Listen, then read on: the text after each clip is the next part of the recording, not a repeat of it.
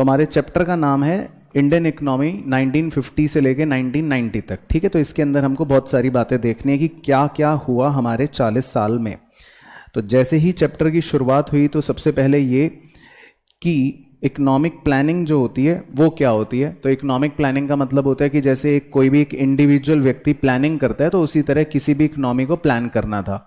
अब हमारे लिए प्लानिंग क्यों इंपॉर्टेंट थी, क्योंकि पिछले चैप्टर में हमने पढ़ा कि जब 1947 में हम आज़ाद हुए तो उस समय हमारा देश जो था वो एक तरह से स्टेगनेंट इकोनॉमी हो गई थी और ब्रिटिशर्स ने हमको एक्सप्लॉइट कर रखा था। तो अब हमें आगे कैसे बढ़ना है अपने आप, इसके लिए प्लानिंग करनी तो ज़रूरी थी। तो वहाँ से इस चैप्टर की शुरुआत हो रही है।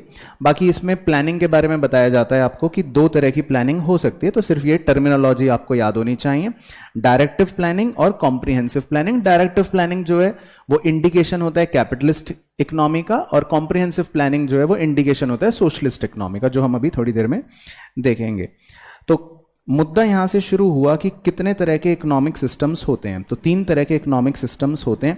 पहला सिस्टम होता है कैपिटलिस्ट इकोनॉमी का, जिसमें मेन मोटो होता है प्रॉफिट कमाने का, और जहां पर रिसोर्सेज को जो ओन करते हैं वो एक तरह से प्राइवेट ओनर्स ओन कर रहे होते हैं और उसमें गवर्नमेंट का कोई भी रोल नहीं होता। और इस तरह की इकोनॉमी में माना जाता है कि सारा कंज्यूमर की प्रेफरेंस के हिसाब से रिसोर्स का एलोकेशन हो जाता है।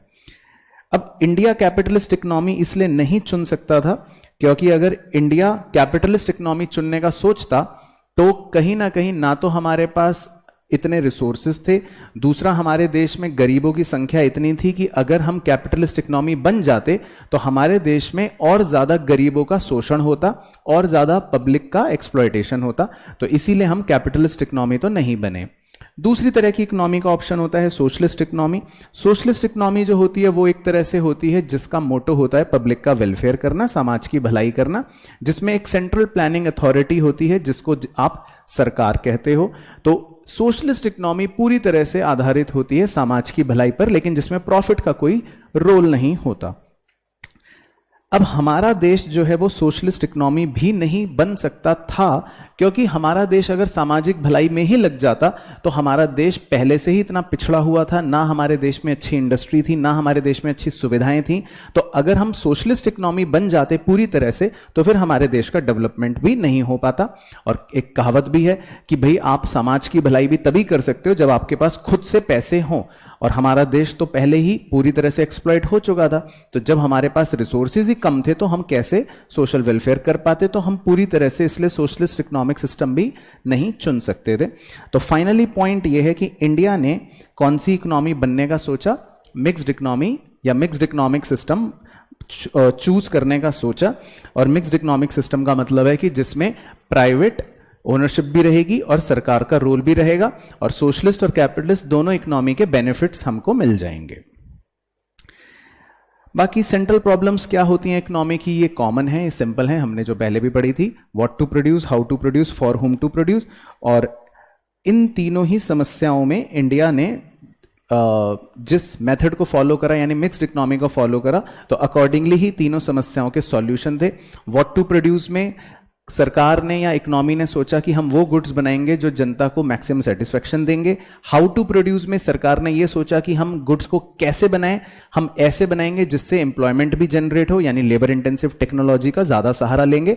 और फॉर हुम टू प्रोड्यूस, किसके लिए बनाएंगे, तो उसमें भी सरकार ने डिसीजन जो लिया वो एक बैलेंस को मेंटेन करके लिया ताकि पुअर लोगों के लिए भी अच्छे गुड्स बन सके, यानी कि सोशल वेलफेयर भी हो सके और थोड़ा सा प्रॉफिट मैक्सिमाइजेशन भी हो सके। अब आते हैं इंडिया में जो प्लानिंग है जो वो होना शुरू हुई, तो वो कब से शुरू हुई और उसके बारे में आपको 2-3 बेसिक बातें पता होनी चाहिए। तो सबसे पहली बात यह कि 1950 में प्लानिंग कमीशन का सेटअप किया गया, जिसका मेन काम था कि आने वाले भारत के अगले कुछ वर्षों की आपको प्लानिंग करनी है। तो 1950 में इसका गठन किया गया, जिसके चेयरमैन थे प्राइम मिनिस्टर। इसमें 5-5 साल के प्लान्स का ड्यूरेशन रखा गया, इसीलिए नाम पड़ गया 5 ईयर प्लान्स। रिसेंटली इसको 2015 में प्लानिंग कमीशन को रिप्लेस करके नीति आयोग ने जगह ले ली है। आपके लिए जो सबसे इंपॉर्टेंट है वो ये कि 5 ईयर प्लान्स जो होते हैं उनके गोल्स क्या होते हैं। तो उनके लिए आपको एक छोटा सा कोड याद रखना है। आपने बचपन में सबने जेम्स की कैडबरी वाली गोलियां खाई होंगी, तो जेम्स कोड से आप इनके 4 गोल्स को याद रख सकते हो। जी का मतलब हो गया ग्रोथ, तो ग्रोथ का मतलब यह है कि जीडीपी जो है वो बढ़ना चाहिए देश का, पहला गोल ये है। ई का मतलब है इक्विटी। इक्विटी का मतलब होता है कि अमीर और गरीब के बीच में जो भेदभाव है या वेल्थ का डिस्ट्रीब्यूशन है वो थोड़ा इक्विटेबल होना चाहिए। तो ध्यान रखना, इक्विटी का मतलब इक्वालिटी नहीं होता। अगर आप उस चित्र को देखेंगे तो उसमें अगर हम तीनों लोगों को एक एक डब्बा दे देंगे तो दैट इज इक्वालिटी।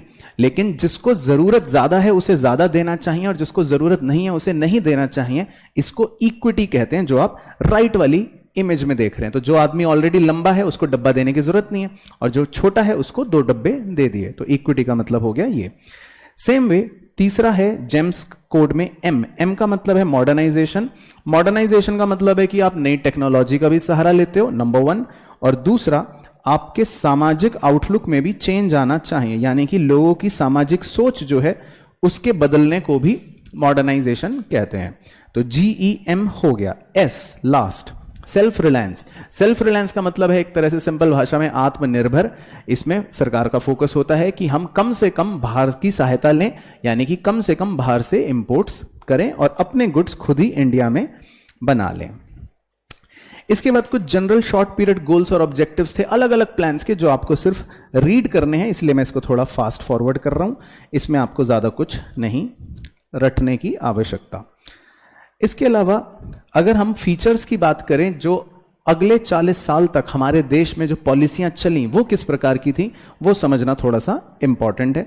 तो सबसे पहला था heavy reliance on public sector, यानी कि सरकार ने पब्लिक सेक्टर को एक ड्राइविंग सीट पर बैठा रखा था। तो बहुत सारी इंडस्ट्रियां जो थी वो कौन कंट्रोल करता था? पब्लिक सेक्टर कंट्रोल करता था।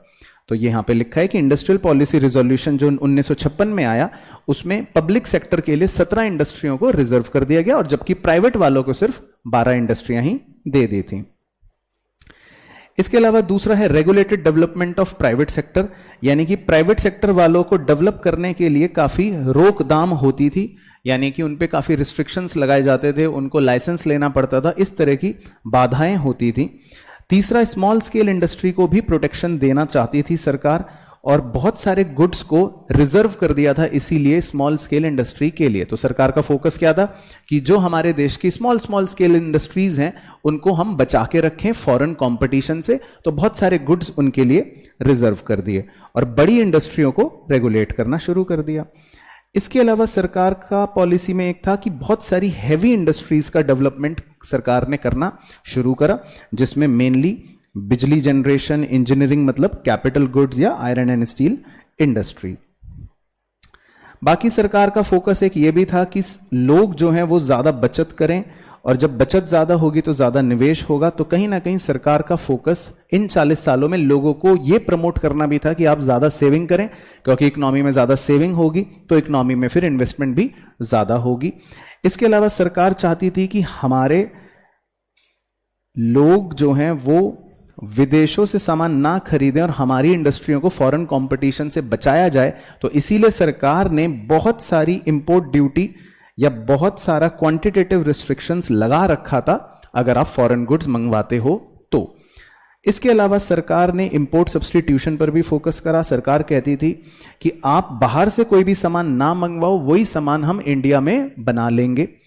और इसके अलावा सरकार बाहर से आने वाले पैसे को भी रिस्ट्रिक्ट करा करती थी, यानी कि फॉरेन कैपिटल जो है उसको रोका जाता था। हम ज्यादा पैसे नहीं चाहते थे कि फॉरेनर्स हमारे देश में निवेश करें।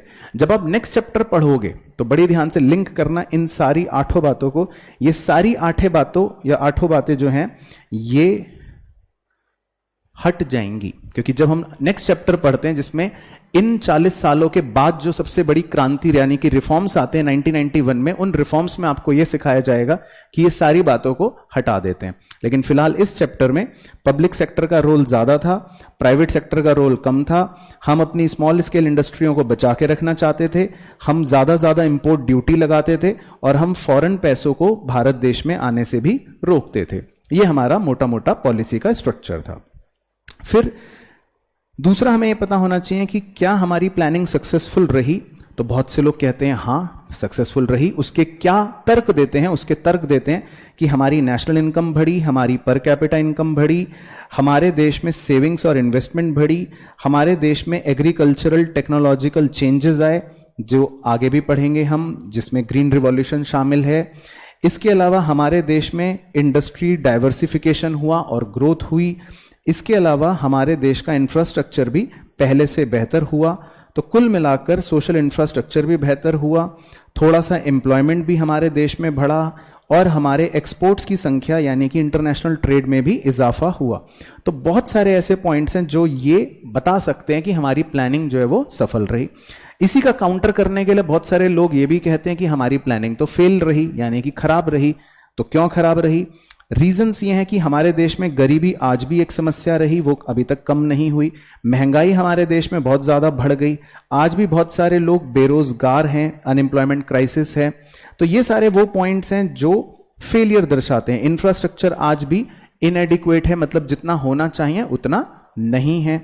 इसके अलावा डिस्ट्रीब्यूशन बहुत ही ज़्यादा स्क्यूड है। स्क्यूड डिस्ट्रीब्यूशन का मतलब होता है अमीर तो और ज़्यादा अमीर होता जा रहा है, लेकिन गरीब बेचारा और ज्यादा गरीब होता जा रहा है। तो इन टोटलिटी हम अगर कह भी दें कि हमारी ग्रोथ हो रही है, लेकिन उस ग्रोथ के पीछे, उस डिस्ट्रीब्यूशन के पीछे स्क्यूनेस बहुत ज्यादा है। स्क्यूनेस का मतलब हो गया भेदभाव बहुत ज्यादा है। तो कई लोगों ने यह कहा कि प्लानिंग जो थी वो एक फेलियर भी थी। अब आते हैं जी, सबसे पहले हम एग्रीकल्चर सेक्टर के बारे में यहां पे आपके साथ चर्चा करेंगे कि इन 40 सालों के भीतर एग्रीकल्चर सेक्टर में क्या क्या हुआ। तो एग्रीकल्चर सेक्टर के अंदर जो रिफॉर्म्स आए, हम उनको दो पार्ट्स में डिवाइड करके आपके साथ पेश कर सकते हैं। एक को हम कह सकते हैं इंस्टीट्यूशनल रिफॉर्म्स और एक को हम कह सकते हैं टेक्निकल रिफॉर्म्स। तो इंस्टीट्यूशनल रिफॉर्म्स की पहले आपके साथ बात कर लेता हूं। तो सबसे पहले लैंड रिफॉर्म्स। लैंड रिफॉर्म्स में क्या हुआ कि जो पहले जमींदारी सिस्टम हुआ करता था उसको सरकार ने हटाने की सोची।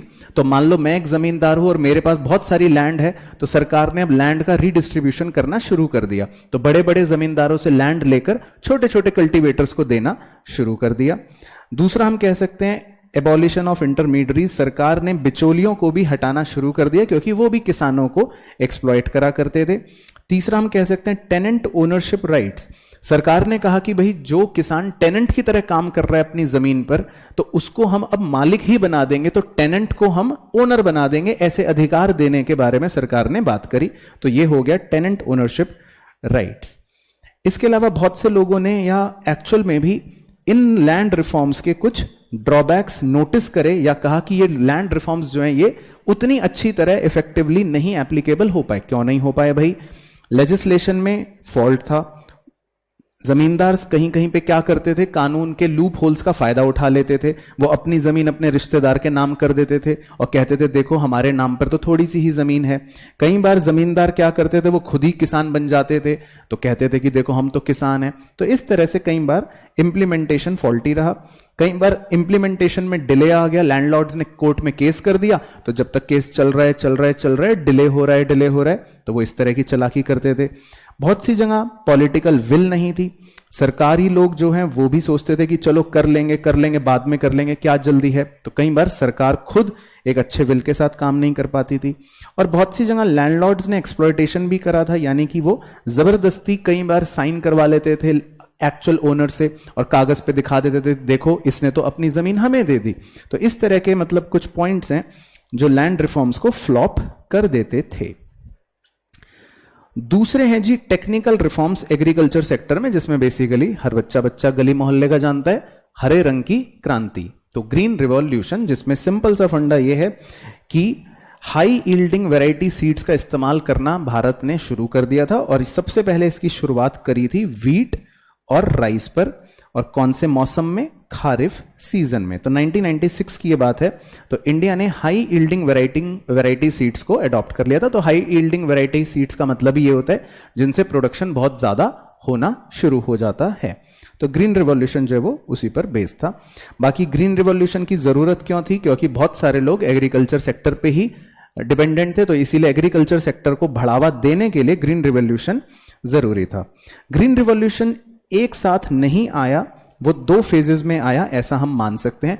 पहला फेज था 1960s से 1970s, जिसमें मेजरली वीट को बेनिफिट मिला और वो कुछ ही स्टेट्स के अंदर आया। और दूसरा फेज था 70s से लेकर 80s, जिसमें हमने बची हुई कुछ और क्रॉप्स पर भी HYV सीड्स को लगाना, इस्तेमाल करना शुरू कर दिया था। बाकी ग्रीन रिवॉल्यूशन के बेनिफिट्स ये हुए कि हम सेल्फ रिलायंट हो गए, हमारा मार्केट सरप्लस बढ़ना शुरू हो गया, फूड ग्रेन्स के दाम जो हैं वो कम हो गए और सरकार के पास बफर स्टॉक भी रहना शुरू हो गया। ये बेनिफिट्स थे। बहुत से लोगों ने लेकिन ग्रीन रिवॉल्यूशन को लेकर कुछ कंसर्न्स भी सोचे, यानी ये कहा कि ग्रीन रिवॉल्यूशन के सिर्फ फायदे ही फायदे नहीं है, कुछ नुकसान भी हो सकते हैं। वो नुकसान क्या हो सकते हैं? कईयों ने कहा कि क्या पता इसका फायदा बड़े अमीर फार्मरों को तो मिल जाए और गरीब फार्मर और बेचारा गरीब हो जाए, यानी इनइक्वालिटी हो सकती है। इसके अलावा HYV क्रॉप्स में कीड़े मकोड़े, पेस्ट अटैक का खतरा भी बहुत ज्यादा होता है, तो ये भी कई लोगों ने कहा। इसके अलावा सरकार का रोल जो था वो ये था कि सरकार सस्ते ब्याज दर पर, यानी कि लो इंटरेस्ट रेट पर फार्मरों को लोन दे देती थी ताकि वो HYV सीड्स खरीद सकें। इसके अलावा अगर किसी को कोई मदद चाहिए, कोई जानकारी चाहिए, तो सरकार ने कुछ रिसर्च इंस्टीट्यूट्स भी खोलकर छोटे किसानों को मदद करने का वचन दिया था। फिर सरकार जो सब्सिडीज देती थी तो बहुत से इकोनॉमिस्ट कहते थे हाँ हाँ हाँ ये तो बहुत अच्छी बात है, और बहुत से इकोनॉमिस्ट कहते थे कि नहीं। तो जो इकोनॉमिस्ट कहते थे कि हाँ सब्सिडी देना अच्छी बात है, उनका यह कहना है कि भाई सब्सिडीज इसलिए देते रहना चाहिए क्योंकि एग्रीकल्चर बहुत ही रिस्की बिजनेस है। पता चला सरकार किसान की मदद ना करे और किसान भूखा मर जाए तो क्या होगा। इसके अलावा बहुत से लोग कहते थे कि भाई अगर हम सब्सिडीज हटा देंगे फिर तो गरीब किसान तो बेचारा और गरीब हो जाएगा, ये तो इनइक्वालिटी और बढ़ जाएगी, तो ऐसा हमको सब्सिडी नहीं हटानी चाहिए। और तीसरा कारण भी सेम सिंबल, गरीबी, पॉवर्टी, कि अगर गरीब लोग ऑलरेडी हैं, गरीब किसान ऑलरेडी है और उसको हम सब्सिडीज नहीं देंगे तो फिर तो वो HYV सीड्स खरीद ही नहीं पाएगा। पर कुछ इकोनॉमिस्ट का कहना था कि नहीं, सरकार को सब्सिडी नहीं देनी चाहिए क्योंकि सब्सिडीज देने से कुछ गड़बड़ हो सकती है। पहला तो ये उन्होंने कहा कि भाई जितनी ज्यादा सरकार सब्सिडीज देगी तो सरकार पर ही उतना ज्यादा बर्डन पड़ेगा, सरकार को अपने खजाने में से ही पैसे देने पड़ेंगे, तो इतना पैसा लुटा के फायदा क्या। और दूसरा उन्होंने कहा कि सब्सिडीज का फायदा अमीर फार्मरों को तो मिल जाएगा लेकिन गरीब फार्मर को नहीं मिलेगा, तो ऐसी सब्सिडियां नहीं देनी चाहिए। तो अपने अपने तर्क थे। फिर हम बात कर लेते हैं इंडस्ट्री की। तो इंडस्ट्री के अंदर सबसे पहली बात तो यह कि मेनली शुरुआत जो हुई थी वो कॉटन, टेक्सटाइल और जूट इंडस्ट्री पर ही हुई थी सबसे ज्यादा। सबसे पहले ये दो प्रकार की इंडस्ट्रियां ही चली थी और दो आयरन एंड स्टील फर्म्स सबसे पहला जमशेदपुर में और एक कोलकाता में ओपन हो गया था। तो इंडस्ट्री के नाम पर जो शुरुआत हुई थी वो इन्हीं दो तीन चीजों से हुई थी, कॉटन, जूट और आयरन एंड स्टील। अब पब्लिक सेक्टर का जो रोल था वो वहां पे सबसे ज्यादा डोमिनेंट था, जो हमने थोड़ी देर पहले भी डिस्कस करा, यानी कि इंडस्ट्रियल सेक्टर के अंदर ड्राइविंग सीट पर अगर कोई बैठा हुआ था तो वो बैठा हुआ था पब्लिक सेक्टर। इस बात का हमें ध्यान रखना है। तो यही बात वो यहां पे कह रहा है कि प्राइवेट सेक्टर वालों को कोई इंसेंटिव नहीं मिलता था, सरकार का ऑब्जेक्टिव भी सोशल वेलफेयर होता था, प्राइवेट सेक्टर वालों के पास पैसे की कमी होती थी और सरकार इसीलिए जानबूझ के ज्यादा अपना इन्वेस्ट करती थी क्योंकि उसको एम्प्लॉयमेंट जनरेशन करना होता था। बाकी फिर 1956 में इंडस्ट्रियल पॉलिसी रिजोल्यूशन यानी कि IPR आया। ये सेकेंड 5 ईयर प्लान के तहत आया क्योंकि सेकेंड 5 ईयर प्लान जो है वो 1956 से शुरू हुआ था और 1961 तक था। तो 1956 में जो सेकेंड इंडस्ट्रियल पॉलिसी रिजोल्यूशन आया उसमें सरकार ने एक मेजर कदम उठाया। उन्होंने इंडस्ट्रियों को 3 अलग अलग कैटेगरीज में डिवाइड कर दिया, शेड्यूल A, शेड्यूल B और शेड्यूल C। तो शेड्यूल A में कितनी इंडस्ट्रियों को रखा गया? Very good. शेड्यूल B में, ठीक है, और जो बच गई उन्हें शेड्यूल C में रखा गया। तो शेड्यूल A बेसिकली वो हो गए जिसमें पूरी तरह से पब्लिक कंट्रोल था या पूरी तरह से सरकार का ही नियंत्रण था। शेड्यूल B वो हो गए जिसमें प्राइवेट का भी कंट्रोल था लेकिन पब्लिक का कंट्रोल बहुत कम था। बाकी शेड्यूल C तो पूरी की पूरी तरह एक तरह से प्राइवेट वालों के ही हाथ में दे दिया था, लेकिन डोमिनेटिंग कंट्रोल जो था वो पब्लिक सेक्टर के हाथ में ही था। फिर हमने पहले भी थोड़ी देर पहले पढ़ा था कि स्मॉल स्केल इंडस्ट्रीज को भी सरकार प्रोटेक्ट करना चाहती थी। तो स्मॉल स्केल इंडस्ट्री कौन सी होती थी? जिनकी निवेश 5 लाख रुपए से कम हो। 1950 की ये बात है, उन्हें हम स्मॉल स्केल इंडस्ट्री कहते थे। फिलहाल ये लिमिट बढ़कर 1 करोड़ पर आ चुकी है। तो सरकार चाहती थी कि स्मॉल स्केल इंडस्ट्रीज को बड़ी बड़ी फर्म से प्रोटेक्शन मिले, इसीलिए सरकार ने बहुत सारे प्रोडक्ट्स उनके लिए क्या कर दिए थे, रिजर्व कर दिए थे कि कुछ प्रोडक्ट सिर्फ स्मॉल स्केल इंडस्ट्री ही बनाएगी और कोई भी बड़ी फर्म ये प्रोडक्ट नहीं बनाएंगी। और इनफैक्ट स्मॉल स्केल इंडस्ट्रीज को सरकार ने बहुत सारा कंसेशंस भी देना शुरू कर दिया था ताकि उनको बढ़ावा मिले। तीसरा और आखिरी जो पिलर हमें इसमें समझना है वो है फॉरेन ट्रेड पॉलिसी, कि सरकार जो है उसका व्यापार जो था वो कैसा चलता था उन 40 सालों में। तो सरकार के अगर मैं व्यापार की बात करूं तो हमारी पॉलिसी जो थी वो थी इनवर्ड लुकिंग ट्रेड स्ट्रेटेजी, मतलब कि अंदर देखो बाहर नहीं देखो। तो अंदर देखो का मतलब हो गया इनवर्ड लुकिंग ट्रेड स्ट्रेटेजी। तो आपको बाहर नहीं देखना, किसी और देश में नहीं देखना कि भाई उसने कितनी अच्छी टी शर्ट पहन रखी है मैं तो वो खरीद लूंगा, नहीं, आपको जो बनाना है, जो पहनना है, जो खरीदना है अपने देश का होना चाहिए। तो हमारी पॉलिसी ये थी इनवर्ड लुकिंग ट्रेड स्ट्रेटेजी, जिसको इंपोर्ट सब्स्टिट्यूशन भी कहते हैं। तो हमने इंपोर्ट्स को रोकने के लिए सरकार ने 2 हथकंडे अपनाए। ज्यादा टैक्स लगा दिया कि अगर आप इंपोर्ट करोगे तो हम आपसे बहुत ज्यादा टैक्स लेंगे, और दूसरा क्वांटिटेटिव रिस्ट्रिक्शंस लगा दी कि भाई अगर आप इंपोर्ट कर भी रहे हो तो 50 से ज्यादा टी शर्ट नहीं मंगवा सकते, 10 से ज्यादा जूते नहीं मंगवा सकते। ये मैं ऐसे बोल रहा हूं मतलब समझाने के लिए। तो इस तरह की बहुत सारी कोटाज सरकार ने लगा दिए। तो सरकार क्यों ऐसा करती थी, सरकार क्यों इंपोर्ट सब्स्टिट्यूशन को बढ़ावा देती थी, ताकि फॉरेन कंपटीशन से हमारे लोगों को या हमारी छोटी इंडस्ट्रियों को बचाया जा सके और हमारे फॉरेन एक्सचेंज में भी बचत हो जाए, क्योंकि हमारे हालात तो बहुत खराब ही थे। आपको पता है हमारे पास फॉरेन एक्सचेंज तो बहुत कम बचा हुआ था। इसके अलावा सरकार ने 1950 से लेकर 1990 तक जो ये पॉलिसी फॉलो करी, इंडस्ट्रियल पॉलिसी, तो इसका कह रहा है कि क्या इफेक्ट हुआ। तो ये वैसे सेम पॉइंट्स हैं जो हमने ऑलरेडी पढ़े थे कि हमें फॉरेन कंपटीशन से प्रोटेक्शन मिली, इंडस्ट्रियल डाइवर्सिफिकेशन हो गया, जीडीपी में कंट्रीब्यूशन भी इंडस्ट्रियल सेक्टर का बढ़ गया, और स्मॉल स्केल इंडस्ट्रीज को भी हमने प्रमोट कर दिया। बाकी इंडस्ट्रियल डेवलपमेंट का भी अगर हम देखें कि जो इनवर्ड लुकिंग ट्रेड पॉलिसी थी उससे हमें यह फायदा हुआ कि हमारे इंपोर्ट्स जो है वो काफी कम हो गए। तो उससे हमारे कंज्यूमर्स को लो क्वालिटी प्रोडक्ट जो है वो मिलने शुरू हुए, क्योंकि जितना अच्छा सामान बाहर से बन के आता था वो हम नहीं बना पाते थे। इसके अलावा हमारा पब्लिक सेक्टर जो था वो नकारा था, ये भी हमने देखने को मिला। इसके अलावा बहुत से बिग इंडस्ट्रियलिस्ट ने लाइसेंसिंग को मिसयूज करना शुरू कर दिया था। तो जिसे लाइसेंस मिल गया वो फिर अपने आप अब दूसरे लोगों को रोकता था उस जगह आने में या अपनी नई इंडस्ट्री सेटअप करने में। तो लाइसेंस मिलने पर कोई भी बड़ा इंडस्ट्रियलिस्ट मिसयूज करना शुरू कर देता था। और पब्लिक सेक्टर के इवैल्यूएशन की अगर हम बात करें तो वो लोगों की भलाई तो कर रही थी लेकिन वो एडिक्वेट मुनाफे नहीं कमा पा रही थी। तो इसलिए ज्यादातर पीएसयूज नुकसान में चल रही थी। तो बस कंक्लूजन यही है, एग्रीकल्चर सेक्टर में, इंडस्ट्रियल सेक्टर में और ट्रेड सेक्टर के अंदर। तो ये था पूरा 40 साल का ब्यौरा। क्लियर?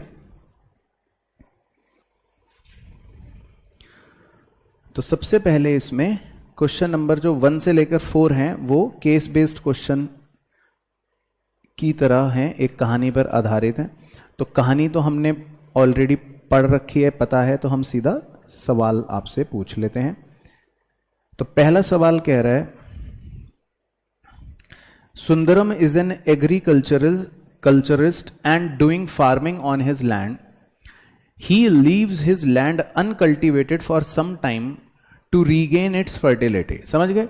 तो भाई एक व्यक्ति है, उसने वो अपनी जमीन पर खेती बाड़ी करता है लेकिन फिलहाल उसने अपनी जमीन पर कोई भी खेती बाड़ी नहीं कर रखी, उसको अनकल्टिवेटेड छोड़ रखा है क्योंकि अभी वो बंजर है। तो उसको थोड़ा सा समय दे रहा है कि वापस से वो फर्टाइल हो जाए। तो बताइए उसने कौन सी प्रैक्टिस का सहारा लिया है? The practice followed by him is known as. तो ऑप्शन, वेरी गुड, सही जवाब, फैलोइंग। तो जब किसान जो है वो अपनी जमीन के फर्टाइल होने का इंतजार कर रहा होता है तो उस प्रोसीजर को फैलोइंग कहते हैं। Question number 2. Owing to green revolution there was significant rise in crop productivity, but it was only in relation to our own record in past. Compared to developed nation, the rise in productivity was highly insignificant. Based on this, which of the following is not a limitation of green revolution? मतलब green revolution का इनमें से क्या limitation नहीं है?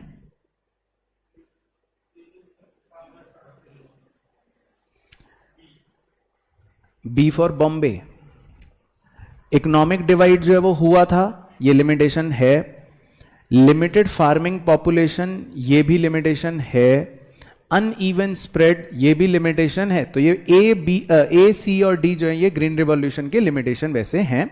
Change in farmers outlook, ये तो in fact बल्कि बेनिफिट था, ये लिमिटेशन नहीं था. तो यही इसका सही आंसर हो गया, क्योंकि फार्मर की सोच बदल गई थी ग्रीन रिवॉल्यूशन के बाद. वो तो एक बेनिफिट था, लिमिटेशन नहीं था. इसके बाद मैच द फॉलोइंग. तो इसमें नीचे से शुरू करते हैं. Economic divide,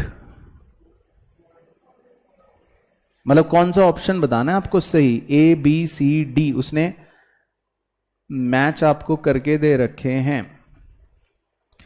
revolution, green, market surplus और इकोनॉमिक डिवाइड. इसको अच्छा, इसमें कुछ मिसप्रिंटिंग्स हैं मुझे ऐसा लगता है. इसमें कुछ मिसप्रिंटिंग है, तो इसको हम स्किप कर देते हैं. इसमें हाँ, कुछ थोड़ा सा अलाइनमेंट इशू की वजह से मुझे लगता है कुछ मिसप्रिंटिंग हो गई, तो इसको हम छोड़ देते हैं. क्वेश्चन नंबर 4 देखते हैं. Assertion, green revolution was found to be impressive in terms of growth of output. तो इस पर आपका क्या विचार है? ट्रू है, ठीक है, क्योंकि ऐसा हुआ था, ग्रीन रिवॉल्यूशन से आउटपुट जो है वो बढ़ा था. और रीजन कह रहा है, आउटपुट बढ़ने का रीजन कह रहा है, because the gains of green revolution have eluded these farmers. Only rich farmers in India have reaped the gains of green revolution.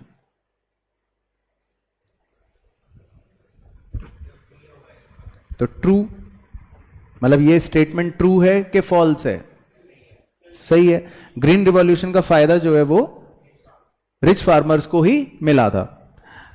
और फाइनल आंसर श्योर? ठीक है, तो मुर्गे फंसे नहीं, अब बच्चे समझदार हो गए. तो अगर आप दोनों को जोड़ के पढ़ोगे तो वो सेंस नहीं बनेगा, क्योंकि वो उसका करेक्ट एक्सप्लेनेशन नहीं है. सही, तो बी ऑप्शन परफेक्टली राइट. चलो, इसके बाद है अगले questions, general questions. Question number 5. The government and the market together answer the 3 questions of what to produce, how to produce and how to distribute. What is produce? It is an example of. तो question कह रहा है कि सरकार जो है वो और मार्केट जो है वो मिलजुल के कर रहे हैं काम. तो सरकार और मार्केट का मतलब हो गया एक तरह से, सरकार मतलब सोशलिस्ट हो गया, मार्केट मतलब कैपिटलिस्ट हो गया. तो ये it is an example of mixed economy. इसको बोलते हैं मिक्स्ड इकोनॉमी, जिसमें सरकार भी आ गई और मार्केट भी आ गया, यानी कि सोशलिस्ट और कैपिटलिस्ट दोनों का संगम हो गया. इसके बाद question number 6. Green revolution resulting from. तो सिंपल है, तो ग्रीन रिवॉल्यूशन जो है वो HYV सीट से ही हुआ, या उसके नतीजे से कह सकते हैं हुआ. उसके बाद question number 7. An economy in which social welfare is maximised is called. Right, क्योंकि सोशल वेलफेयर कौन सी इकोनॉमिक सिस्टम का मेन ऑब्जेक्टिव होता है? सोशलिस्ट इकोनॉमी का मेन ऑब्जेक्टिव होता है. इसके बाद question number 8. Who is the chairperson of planning commission. Prime minister, क्योंकि ये भी हमने अभी रिवाइज भी कर लिया था कि प्राइम मिनिस्टर जो है वो प्लानिंग कमीशन का चेयरपर्सन होता था। उसके बाद 9th, who takes the decision regarding production and distribution of commodities in mixed economy. Perfect, क्योंकि वो मिक्स्ड इकोनॉमी में पूछ रहे, तो इसका मतलब both market forces of demand and supply और सरकार, तो दोनों कैपिटलिस्ट और सोशलिस्ट फैक्टर्स इन्वॉल्व हो गए। इसके बाद 10th, हु इज द या who is considered the architect of Indian planning. PC Mahalanobis, very good, तो इनकी किताब में हमने तस्वीर भी देख रखी है, तो इन्हीं को कहते हैं इंडियन प्लानिंग के आर्किटेक्ट, बिल्कुल सही। उसके बाद question number 11, legally stipulated maximum size beyond which no individual farmer can hold any land. Very good, तो मैक्सिमम लिमिट लगा देती थी सरकार कि भाई लीगली एक व्यक्ति इससे ज्यादा जमीन अपने लिए नहीं रख सकता, तो हम उसको क्या बोलते हैं, लैंड सीलिंग। परफेक्ट। इसके बाद next question number 12, main features of IPR 1956, मतलब वही इंडस्ट्रियल पॉलिसी रिजोल्यूशन के main feature. Production of cottage था, specific and all important role assign to public sector, ये भी था, cautious approach towards foreign capital, ये भी था, है ना। तो हमने तीनों चीजें अभी रिवाइज भी करी थी। तो सरकार का यही मेन कह सकते हैं आईपीआर में, इंडस्ट्रियल पॉलिसी रिजोल्यूशन में फोकस था कि स्मॉल स्केल इंडस्ट्री को प्रोटेक्शन मिल जाए, पब्लिक सेक्टर को डोमिनेंट रोल मिल जाए और फॉरेन कैपिटल को हम थोड़ा सा रोक के चलें। उसके बाद in India economic planning till 1991 revolved around, तो 1991 से पहले तक हमारी प्लानिंग किसके इर्द गिर्द घूम रही थी, पब्लिक सेक्टर के, क्योंकि तब तक हमने सारा डोमिनेंट रोल पब्लिक सेक्टर को दे रखा था। ठीक है, परफेक्ट। इसके बाद नेक्स्ट है G 14, schedule C industries development were left to private sector. तो शेड्यूल सी वाली जो थी, जो बिल्कुल ही छुटपुंजी वाली थी, लास्ट वाली बची हुई कुछ ऐसी जो थी, वो सारी की सारी प्राइवेट सेक्टर के लिए छोड़ दी थी। मेन 17 जो थी वो पब्लिक सेक्टर ने फुली कंट्रोल करके अपने पास रख रखी थी, और शेड्यूल बी में थोड़ा सा पब्लिक कंट्रोल था, बाकी प्राइवेट कंट्रोल था। चलो, तो अब आपकी जान सूखेगी। क्वेश्चन नंबर 15 से तो असर्शन कह रहा है, industry starts replacing agriculture as the engine of growth. कह रहे धीरे धीरे इंडस्ट्रियल सेक्टर जो था उसने अब ग्रोथ के पहिए के हिसाब से अगर हम सोचे तो एग्रीकल्चर को रिप्लेस करना शुरू कर दिया था। मतलब एग्रीकल्चर का रोल धीरे धीरे कम हो गया था और इंडस्ट्री का रोल धीरे धीरे बढ़ गया था। ट्रू, ठीक है। बिकॉज ऐसा क्यों हुआ? Because compared with industry, the agriculture sector produces a wide range of goods that the consumer would like to consume as their income rises. कह रहा है कि एग्रीकल्चर सेक्टर जो है वो बहुत wide range of goods consumers को provide करते थे, जो कंज्यूमर अपनी इनकम बढ़ने पर कंज्यूम कर सकते थे। तो इस पर आपके क्या विचार हैं? False, very good. क्योंकि एग्रीकल्चर से ऐसे थोड़ी ना कोई वाइड रेंज ऑफ गुड्स आपको मिलने हैं। एग्रीकल्चर सेक्टर से तो बस आपको क्या मिलना है भाई, खाने के लिए सब्जी मिलनी है और थोड़े मनोरंजन के लिए फल मिलने हैं। तो वाइड रेंज ऑफ गुड्स तो आपको इंडस्ट्रियल सेक्टर से ही मिलना है। तो ये जो उसने लिख के दिया स्टेटमेंट, ये उसने उल्टा लिख रखा है, जबकि होना चाहिए था compared with agriculture industrial sector produces wide range of goods, ये वो। तो टेक्निकली ये स्टेटमेंट फॉल्स दे रखा है। तो आपका आंसर आसान हो गया, सी। इसके बाद है question number 16, programmes of growth and development at a state level were aligned with the concept of centralised planning. इस लाइन का मतलब है कि जो भी ग्रोथ और डेवलपमेंट के प्रोग्राम्स थे राज्य सरकारों के लेवल पर, स्टेट लेवल पर, उनको अलाइन करा गया। अलाइन का मतलब है कि उनको जोड़ लिया गया with the concept of centralised planning. यानी कि एक तरह से पूरे देश की प्लानिंग के साथ या केंद्र सरकार के प्लानों के साथ, ऐसा समझ लो। तो ग्रोथ और डेवलपमेंट के प्रोग्राम्स को राज्य सरकारों के लेवल से जोड़कर केंद्र सरकार तक के लेवल तक मतलब अलाइन कर लिया गया, ऐसा कहना चाह रहा है। तो ये मैं ही बता देता हूं, ट्रू है इतना स्टेटमेंट। तो अब उसका वो रीजन पढ़ो आगे, बिकॉज ऐसा क्यों करना चाहते थे, because the objective of growth as specified at the state level did not contradict the overall strategy of growth as specified in the 5-year plans। कह रहे क्योंकि स्टेट लेवल ग्रोथ का कोई भी ऑब्जेक्टिव पूरे देश के जो 5-year प्लान के जो गोल्स हैं उनसे कॉन्ट्रडिक्ट ना करे, इसीलिए स्टेट लेवल प्रोग्राम्स को सेंट्रल प्रोग्राम्स के साथ अलाइन कर लिया गया। तो समझ आ गया पूरा पॉइंट। तो बेसिकली ये स्टेटमेंट्स जो हैं वो बिल्कुल ट्रू हैं। ए ऑप्शन जो है वो इसमें बेस्ट ऑप्शन और सही ऑप्शन बेसिकली है। ठीक है ना, तो अच्छा क्वेश्चन था। इसके बाद है क्वेश्चन नंबर 17। तो 17 में लिखा है the most developing countries today are industrialised countries, और उसका रीजन दे रहा है the growth process and industrialization are so intimately related to each other that industrialization is often taken as sine qua non of growth। sine qua non जो है ये एक Latin words है, तो इसका क्या मतलब होता है,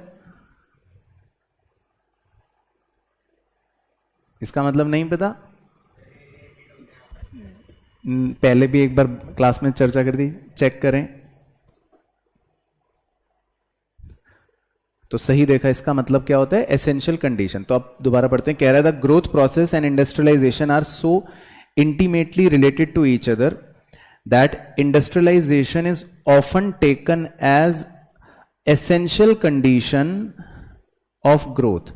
कह रहा है ग्रोथ का प्रोसेस और इंडस्ट्रियलाइजेशन के बीच में इतना गहरा संबंध है कि कई बार इंडस्ट्रियलाइजेशन को तो एक एसेंशियल कंडीशन ही माना जाता है ग्रोथ का। क्लियर हो गया लैंग्वेज? ठीक है, तो बेसिकली ट्रू है, ये भी ट्रू है, और मतलब ए आंसर इसका एप्ट आंसर है। तो सिंपल सा पॉइंट का मतलब ये था कि जो भी ज्यादातर डेवलपिंग देश हैं वो इंडस्ट्रियलाइज कंट्रीज हैं, और इंडस्ट्रियलाइजेशन को एक एसेंशियल कंडीशन की तरह ही देखते हैं हम ग्रोथ की तरह। तो जो जितना ज्यादा इंडस्ट्रियलाइज्ड होगा तो यानी कि ग्रोथ भी उतनी अच्छी होगी। इसके बाद है जी क्वेश्चन नंबर 18, वो आपको चलो होमवर्क में दे देते हैं। क्वेश्चन नंबर 19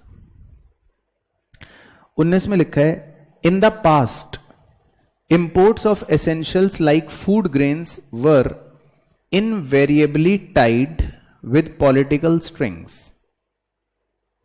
तो ये लाइन आपको नहीं समझ आएगी, तो मैं इसका मीनिंग आपको बता देता हूं। कह रहा है पहले, पास्ट का मतलब है कि जब ब्रिटिश रूल्स चलते थे, ब्रिटिश नियम चलते थे, तो जो भी जरूरत की चीजों का इंपोर्ट होता था वो लोगों की जरूरत के हिसाब से नहीं होता था, बल्कि वो टाइड था। टाइड का मतलब वो होता था पॉलिटिकल स्ट्रिंग्स से। पॉलिटिकल स्ट्रिंग्स मतलब कि राजनीतिक रिश्तों से। तो इसको और सिंपल कर देता हूं कि पुराने जमाने में, ब्रिटिशर्स के जमाने में, अगर कोई भी जरूरत का सामान बाहर से आता था तो वो ब्रिटिशर्स के अपने राजनीतिक संबंध कैसे हैं किसी देश के साथ, इस बात पर निर्भर होते थे। समझ आ गया जो मैंने हिंदी में बोला? तो क्या आप इस बात से एग्री कर रहे हो? ट्रू। ठीक है, तो क्या भयानक अंग्रेजी थी, लेकिन उसको सिंपल भाषा में मैंने आपको समझाने की कोशिश करी कि वो ये कहना चाह रहा है कि पुराने जमाने में जरूरत का सामान जो बाहर से इंपोर्ट होता था वो इस बात पे निर्भर करता था कि ब्रिटिशर्स के राजनीतिक संबंध किस देश के साथ कैसे हैं। तो ये ट्रू हो गया। ठीक है, बिकॉज, रीजन पढ़ते हैं, बिकॉज क्योंकि, ऐसा क्यों करते थे वो Britishers? Because there is a match between the supply and demand of essentials across different parts of the world. कह रहा है क्योंकि डिमांड और सप्लाई मैच करती थी अलग अलग पार्ट्स ऑफ द वर्ल्ड में। तो मारो तुक्का नहीं। हाँ, तो ये जो स्टेटमेंट है ये फॉल्स है। मैं इसका भी मीनिंग समझा देता हूं। डिमांड और सप्लाई के मैच का मतलब होता है कि भाई अगर मुझे 25 चीजें चाहिए तो आप भी 25 चीजें ही भेजोगे, आप भी 25 चीजों की सप्लाई करोगे। अगर मुझे 100 चीजों की डिमांड है तो आप भी 100 चीजों की सप्लाई करोगे। तो इसे मैच बोलते हैं, ठीक है। तो क्या पहले ऐसे होता था इंपोर्ट एक्सपोर्ट की, भाई वो 25 चीजें जो एक्सपोर्ट कर रहे हैं हमें एग्जैक्टली 25 की ही डिमांड होती थी? ऐसा नहीं होता था, क्योंकि ब्रिटिशर्स जो इंपोर्ट करते थे वो तो अपने हिसाब से, अपने पॉलिटिकल रिश्तों के हिसाब से इंपोर्ट करते थे। कोई भी डिमांड सप्लाई का मैच इनफैक्ट नहीं होता था। तो अगर वो ये लिखता ना कि देयर वॉज या देयर इज नो मैच, तो मैं कहता सही है, ठीक है ना। चलो, तो ये मैं मान लेता हूं ट्रिकी क्वेश्चन था, तो इसीलिए इस पे स्टार लगा देता हूं। तो इसका वैसे सही आंसर जो है वो है सी ऑप्शन। चलो, तो इसके लिए तो खैर माफी मिल गई आपको। अब है क्वेश्चन 20। तो 20 में है, since 1966 there has not been a significant technological transformation in agriculture sector.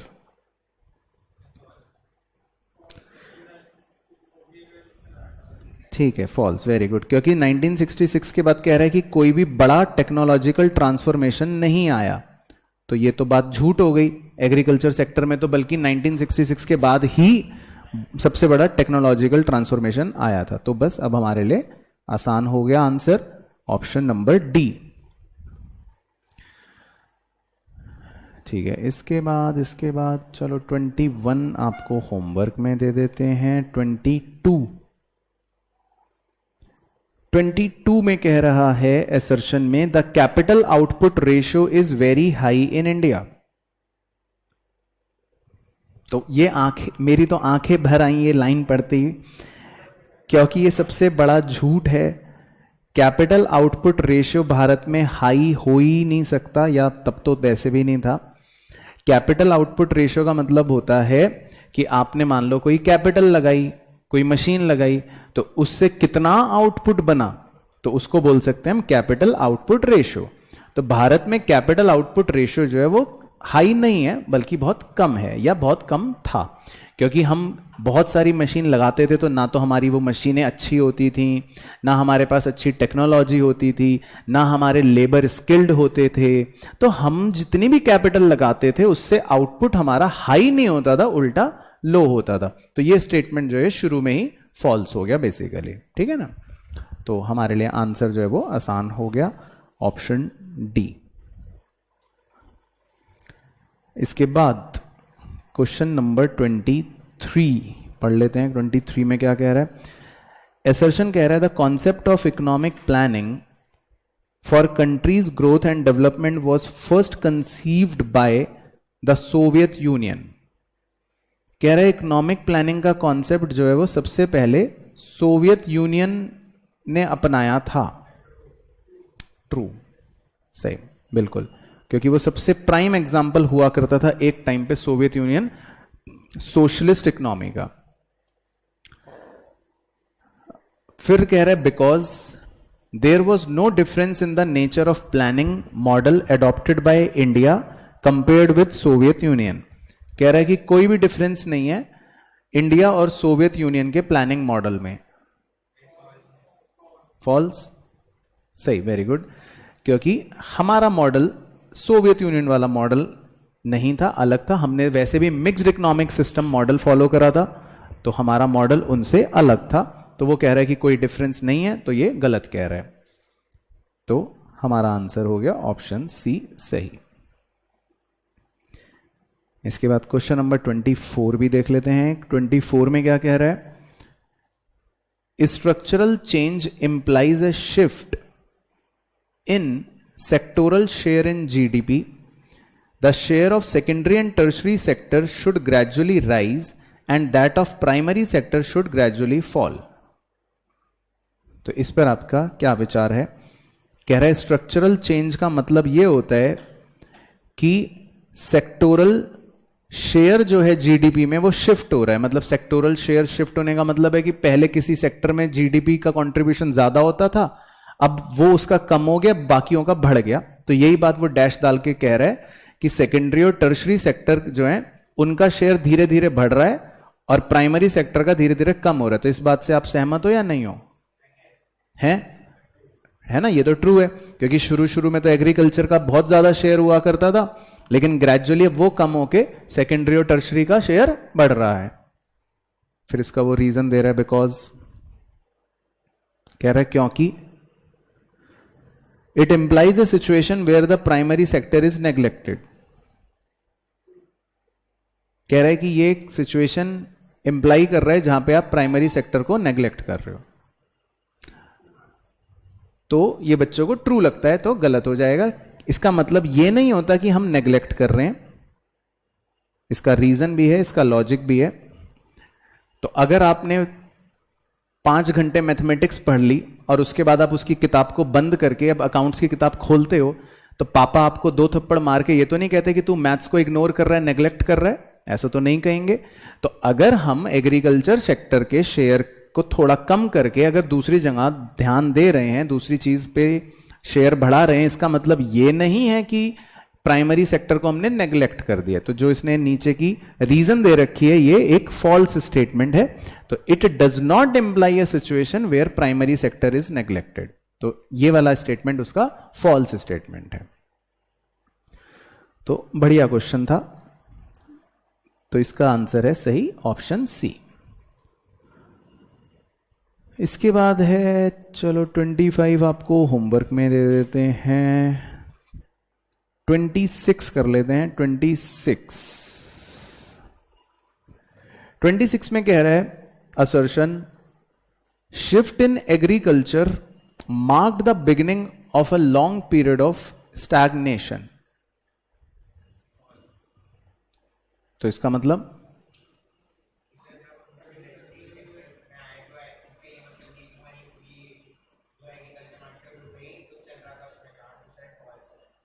सही, वेरी गुड। तो बेसिकली ये स्टेटमेंट जो है ये फॉल्स है, क्योंकि शिफ्ट इन एग्रीकल्चर से स्टैग्नेशन की बिगिनिंग नहीं हुई थी, बल्कि वो तो उसका तो अंत हुआ था। स्टैग्नेशन तो पहले चलता था, पहले हमारी इकोनॉमी स्टैग्नेंट थी 1947 में, उसके बाद तो जब हम शिफ्ट करना शुरू हुए तो वो तो बल्कि एक प्रकार से स्टैग्नेशन का अंत हुआ था। तो जो इसने लिखा कि shift in agriculture mark the beginning, अगर वो बिगिनिंग की बजाय एंड देता तो बात सही होती। तो खैर उसने जो स्टेटमेंट हमको दे रखा है वो गलत दे रखा है। तो अगर आप रीजन पढ़ोगे भी तो वो ट्रू है, और रीजन में उसने वही बात समझा रखी है कि भाई ऐसा नहीं है, एग्रीकल्चरल प्रोडक्टिविटी जो है वो बढ़ी तो वो स्ट्रक्चरल शिफ्ट हुआ। उसके बाद question number 27, capitalism is an economic system in which major economic decisions are left to the free play of market forces। तो कैपिटलिज्म में क्या सारे डिसीजंस मार्केट फोर्सेस पर छोड़ दिए जाते हैं? कैपिटलिज्म मतलब कैपिटलिस्ट इकोनॉमी में ट्रू, क्योंकि कैपिटलिस्ट इकोनॉमी के अंदर जो डिमांड और सप्लाई के मार्केट फोर्सेस होते हैं उसी से सारे डिसीजन मेकिंग होते हैं, यानी कि प्राइस मैकेनिज्म के थ्रू ही कैपिटलिस्ट इकोनॉमी में डिसीजन लिए जाते हैं। बल्कि सोशलिस्ट इकोनॉमी जो होती है उसमें गवर्नमेंट सारे डिसीजन लेती है, लेकिन कैपिटलिस्ट इकोनॉमी में मार्केट फोर्सेस से ही डिसीजन लिए जाते हैं। तो ये बात तो ट्रू हो गई।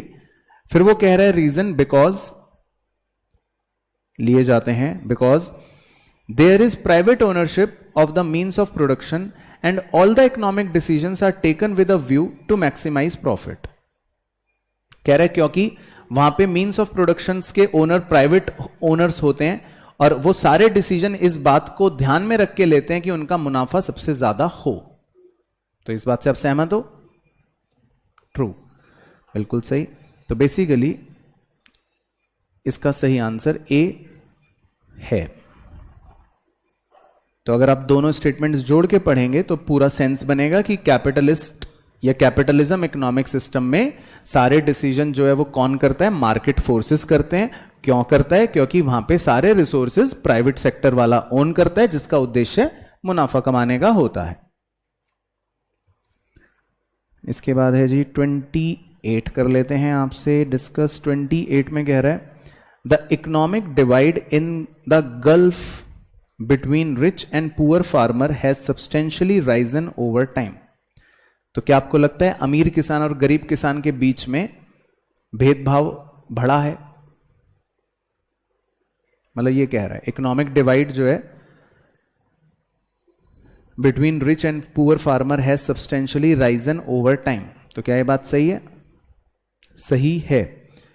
तो ग्रीन रिवॉल्यूशन की वजह से ऐसा हुआ था कि अमीर किसान और ज्यादा अमीर हो गया था कुछ क्षेत्रों का, लेकिन गरीब किसान और ज्यादा गरीब हो गया था। फिर वो इसका रीजन दे रहा है बिकॉज। ऐसा क्यों हुआ? Because a big push of investment needs to be given to the Indian agriculture to raise the productivity levels at par with advanced nations। कह रहा है एक बहुत बड़ा धक्का इन्वेस्टमेंट का देने की जरूरत है भारतीय एग्रीकल्चर को, ताकि हमारे भी प्रोडक्टिविटी लेवल्स अच्छे देशों की तरह हो जाएं। बी होगा इसका आंसर, क्योंकि स्टेटमेंट्स तो दोनों ट्रू हैं लेकिन कोई करेक्ट एक्सप्लेनेशन वाला सेंस नहीं बन रहा है। Very good. तो इसका सही आंसर जो होगा और जो है भी वो बी है। ठीक है, परफेक्ट। इसके बाद 29 और कर लेते हैं, रीजन एसर्शन का लास्ट वैरायटी है। तो 29 में कह रहा है the government realised that growth with social justice could be achieved only through indirect participation of the state in the process of industrialization। कह रहा है कि गवर्नमेंट ने ये रियलाइज करा कि सोशल जस्टिस के साथ अगर हमें ग्रोथ चाहिए, सोशल जस्टिस के साथ अगर हमें ग्रोथ चाहिए तो वो तभी अचीव हो सकती है जब स्टेट जो है वो इनडायरेक्ट पार्टिसिपेशन करे इंडस्ट्रियलाइजेशन के प्रोसेस में। Very good. क्यों फॉल्स?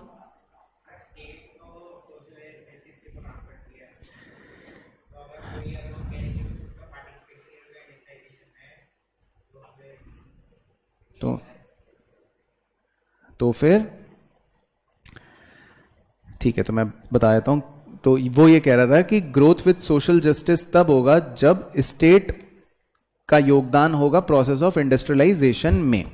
तो ग्रोथ विद सोशल जस्टिस तब होगी जब स्टेट का इनडायरेक्ट नहीं डायरेक्ट पार्टिसिपेशन होगा। अब वो उसका लॉजिक क्या है? स्टेट का मतलब हो गया एक तरह से सरकार। तो सरकार जब डायरेक्टली इंडस्ट्रियलाइजेशन में इन्वॉल्व होगी तभी ग्रोथ के साथ साथ सोशल वेलफेयर हो सकता है। तो वो जो चाहता है कि ग्रोथ विद सोशल जस्टिस हो तो उसके लिए सरकार को डायरेक्टली ही पार्टिसिपेट करना पड़ेगा। तो वो उसने जो इनडायरेक्ट पार्टिसिपेशन दे रखी है अंग्रेजी, उसकी वजह से गलत हो गया स्टेटमेंट। तो इसका सही ऑप्शन बन गया ऑप्शन नंबर डी। ठीक है, चलो तो इससे तो जान छूटी। बस अब ट्रू फॉल्स हैं, इसमें तुक्के मारने हैं आपको, सिंपल। तो ट्रू फॉल्स में पढ़ते हैं। पहला वाला कह रहा है land reforms are related to the technology used to increase agricultural productivity. कह रहे लैंड रिफॉर्म्स जो हैं वो थे जिसमें हमने टेक्नोलॉजी का इस्तेमाल करके एग्रीकल्चरल प्रोडक्टिविटी बढ़ाई थी। तो फॉल्स है, क्योंकि लैंड रिफॉर्म्स तो वो दूसरे वाले थे जिसमें हमने लैंड सीलिंग और ये वो पॉइंट पढ़े थे। बल्कि हाँ, टेक्नोलॉजिकल रिफॉर्म्स जो थे वो थे जिनसे एग्रीकल्चरल प्रोडक्टिविटी टेक्नोलॉजी की वजह से बढ़ी थी। तो यानी कि उसने पहला वाला फॉल्स दिया है। देन उसके बाद B, economic development implies economic growth. True, very good. हाँ, इकोनॉमिक डेवलपमेंट क्योंकि एक वाइडर कॉन्सेप्ट है तो उसके अंदर इकोनॉमिक ग्रोथ भी आती है और साथ ही साथ उसके अंदर सस्टेनेबल डेवलपमेंट भी आ जाता है। तो सही, बिल्कुल true. See, in India mixed type of economic system is followed. तो ये तो सिंपल हो गया, ट्रू। उसके बाद D, economic growth combined with social justice was the principal goal of planning in India. तो जो प्लानिंग का प्रिंसिपल गोल था वो था कि ग्रोथ हो और साथ ही साथ सोशल जस्टिस।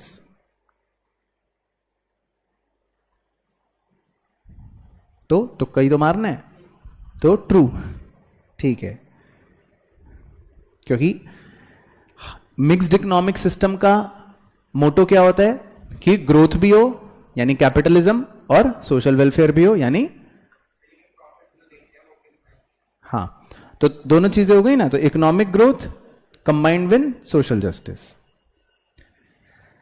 उसके बाद last, Jawaharlal Nehru was the first chairman of the planning commission of India. तो क्या प्लानिंग कमीशन ऑफ इंडिया के पहले चेयरमैन जवाहरलाल नेहरू थे? यस, ट्रू, क्योंकि वो उस समय प्राइम मिनिस्टर थे, तो प्राइम मिनिस्टर ही